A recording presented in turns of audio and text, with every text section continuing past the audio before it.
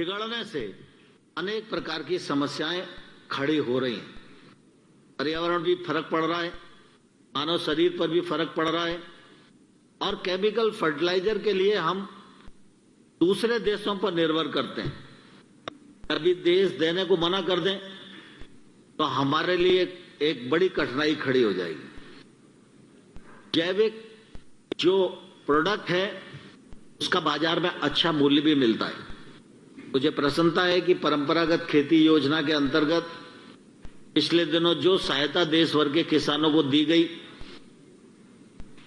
उसके परिणाम स्वरूप 38 लाख हेक्टेयर से ज्यादा भूमि पर जैविक खेती की जा रही है।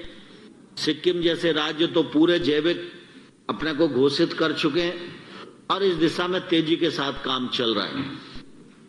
प्राकृतिक खेती पर भी प्रधानमंत्री जी का बल है। प्रधानमंत्री जी ने पिछले दिनों आणंद में एक किसानों का सम्मेलन किया। देश भर में आप सब लोग भी अनेक स्थानों पर जुड़े होंगे। करोड़ों लोगों को संबोधित करके उन्होंने प्राकृतिक खेती को बल देने के लिए आग्रह किया। भारत सरकार इसको मिशन मोड पर आगे बढ़ाने जा रही है। अनेक राज्य सरकारें इस दिशा में प्रवृत्त हो रही हैं। पिछले ही दिनों मध्य प्रदेश सरकार ने हर जिले में एक कार्यक्रम किया, वो प्राकृतिक खेती पर ही आधारित था। कल नीति आयोग ने एक बड़ी कॉन्फ्रेंस की, उससे देश भर के किसान वैज्ञानिक सब जुड़े थे।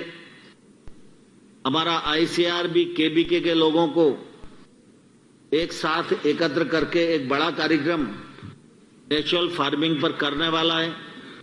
नेचुरल फार्मिंग से उत्पादन तो होगा ही, उत्पादन की गुणवत्ता भी अच्छी होगी ही, लेकिन किसान की लागत भी एकदम घट जाएगी, जो किसान के प्रॉफिट को बढ़ाएगी। तो इस दृष्टि से लगातार खेती और किसानी के क्षेत्र में भारत सरकार, राज्य सरकार के साथ मिलकर किसानों को समृद्ध बनाने की दृष्टि से कार्यक्रमों का क्रियान्वयन कर रही है। मैं आजादी के अमृत महोत्सव के इस शुभ अवसर पर आप सब किसान भाइयों और बहनों को आह्वान करना चाहता हूं कि जो किसान समृद्ध हैं, जो किसान टेक्नोलॉजी से जुड़े हैं, जो किसान योजनाओं का लाभ ले रहे हैं, उससे उनके परिवार में, घर में दिनों दिन तरक्की हो रही है। उनकी आमदनी दोगुनी तो कहने की बात है, लेकिन 10-10 गुनी उनकी आमदनी बढ़ रही है। वो किसान भी एक तौर से कृषि के राजदूत बनकर गांव-गांव जाएं, राज्य सरकार की और केंद्र सरकार की मदद करें।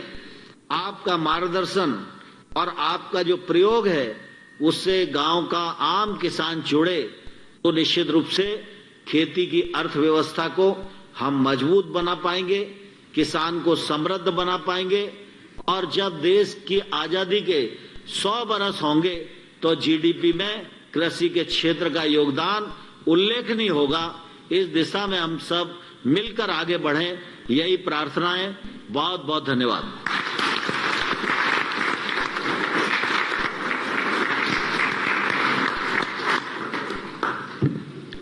धन्यवाद माननीय। अंत में मैं अनुरोध करता हूं श्री रितेश चौहान जी, संयुक्त सचिव कृषि मंत्रालय, की वे आभार व्यक्त करें। आजादी के अमृत महोत्सव के तहत कृषि